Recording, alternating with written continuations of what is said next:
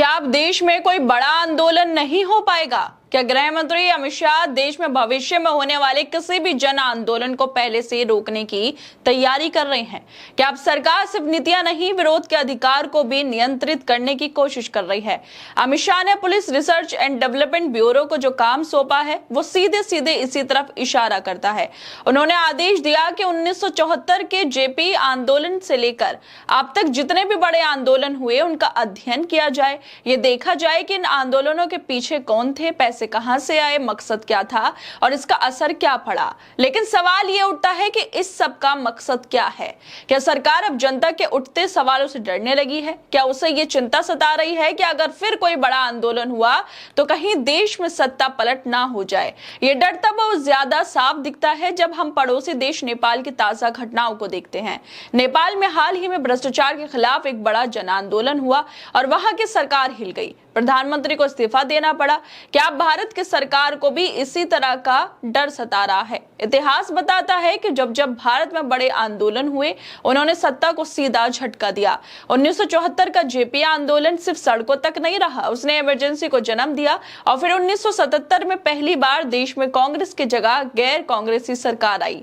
इसके बाद 2011 का अन्ना हजारे का आंदोलन आया जिसने भ्रष्टाचार के खिलाफ माहौल बनाया और 2014 में यूपीए की सरकार गिर गई। फिर 2019 से 21 तक चला किसान आंदोलन जिसने सरकार को पीछे हटने पर मजबूर कर दिया। क्या सरकार को अब डर है कि अगला बड़ा आंदोलन कहीं उनकी कुर्सी ना हिला दे? अगर सरकार जनता के आंदोलन का पैटर्न समझना चाहती है तो सवाल उठता है कि क्या सरकार को जनता की आवाज से डर लगने लगा है? क्या अब आंदोलनकारियों के इरादों को शक के नजरों से देखा जाएगा? क्या अब हर जन आंदोलन साजिश का हिस्सा माना जाएगा? दरअसल इंडियन एक्सप्रेस की रिपोर्ट के मुताबिक अमित शाह का कहना है कि इस स्टडी के बाद एक स्टैंडर्ड ऑपरेटिंग प्रोसीजर तैयार किया जाएगा ताकि आगे आने वाले वक्त में कुछ खास हितों के लिए कराए जाने वाले बड़े आंदोलनों को रोका जा सके। रिपोर्ट के मुताबिक गृह मंत्री ने इसी साल जुलाई के आखिरी हफ्ते में दिल्ली में हुई 2 दिन के नेशनल सिक्योरिटी स्ट्रेटेजीज कॉन्फ्रेंस 2025 में ये निर्देश दिए थे। अमित शाह के इस आदेश के बाद गृह मंत्रालय के तहत काम करने वाली संस्था bureau of police research and development एक टीम बना रही है। ये टीम राज्य पुलिस से मिलकर पुरानी केस फाइलें और सीआईडी की रिपोर्ट जुटाएगी। रिपोर्ट के मुताबिक सिर्फ आंदोलन नहीं, अमित शाह ने कहा है कि इन आंदोलनों में लगे पैसे की भी अच्छे से जांच की जाए। इसके लिए ईडीए, फाइनेंशियल इंटेलिजेंस यूनिट और central board of direct taxes जैसी संस्थाएं भी जोड़ी जाएगी। इन एजेंसियों को कहा गया है कि वो आतंकी फंडिंग नेटवर्क पे भी काम करे, फाइनेंशियल डेटा खंगालकर ये पता लगाए कि अज्ञात आतंकी नेटवर्क और उनके लिंक कैसे काम करते हैं। अगर ऐसा कुछ होता है तो इनकी जांच जरूर होनी चाहिए और अगर ऐसे लोग पाए जाते हैं तो उन पर कार्रवाई भी होनी चाहिए। लेकिन इससे अलग सवाल यहाँ पर यह है, क्या नेपाल की घटना को देखकर बीजेपी की सरकार ने यह फैसला लिया है? जब जब जनता सड़कों पर उतरी है तब तब सत्ता की दीवारें हिलती रही हैं। इतिहास गवाह है कि चाहे वो भारत हो, बांग्लादेश हो या नेपाल हो, जन आंदोलनों की ताकत ने हमेशा सरकारों की नींव को चुनौती दी है। बांग्लादेश में युवाओं के व्यापक विरोध प्रदर्शन के बाद शेख हसीना की सरकार को सत्ता छोड़नी पड़ी। नेपाल में हाल ही में जेनजी की अगुवाई में एक बड़ा जन आंदोलन हुआ जिसने केपी शर्मा ओली की सरकार को गिरा दिया।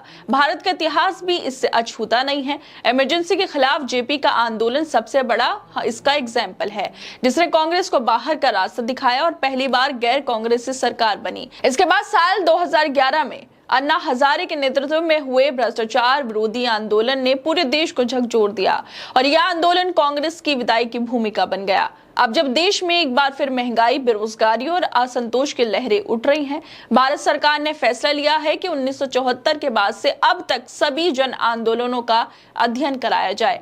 गृह मंत्रालय के निर्देश पर यह स्टडी की जाएगी ताकि भविष्य में अगर कोई जन आंदोलन हो तो सरकार उसके स्वरूप, मकसद और फाइनेंसिंग को पहले ही समझ सके और उचित तरीके से उससे निपट सके। लेकिन ये सवाल भी उठता है कि क्या यह अध्ययन आंदोलनों को समझने के लिए है या उन्हें कुचलने की तैयारी का हिस्सा? क्या भारत सरकार का यह फैसला नेपाल की हालिया घटनाओं से प्रभावित है? नेपाल में जिस तरह जेनजी ने भ्रष्टाचार, महंगाई और बेरोजगारी के खिलाफ बड़ा जन आंदोलन खड़ा किया और फिर देखते ही देखते केपी शर्मा ओली की सरकार को झुकना पड़ा। सोशल मीडिया से शुरू हुआ आंदोलन जब सड़कों पर उतरा तो सरकार की नींव हिल गई और सत्ता पलट गई। ये जन सैलाब सिर्फ नाराजगी नहीं था, बल्कि एक चेतावनी थी कि अगर जनता की आवाज को दबाया गया तो उसका जवाब बहुत तीखा हो सकता है।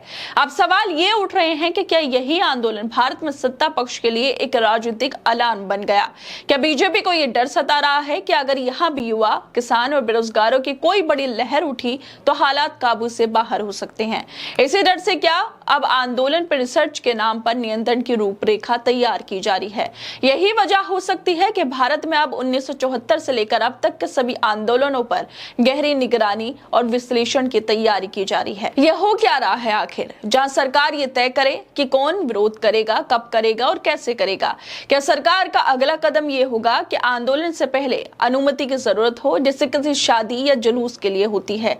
असली सवाल यह है कि आंदोलन रोकने से समस्याएं रुक जाएंगी? क्या गरीबी, बेरोजगारी, भ्रष्टाचार, किसानों की तकलीफें, शिक्षा, स्वास्थ्य की बदहाली सब सिर्फ एक एसओपी बनाकर हल हो जाएंगे? या फिर ये सब सिर्फ उस आवाज को दबाने की तैयारी है जो सड़क पर निकलकर सरकार से जवाब मांगती है?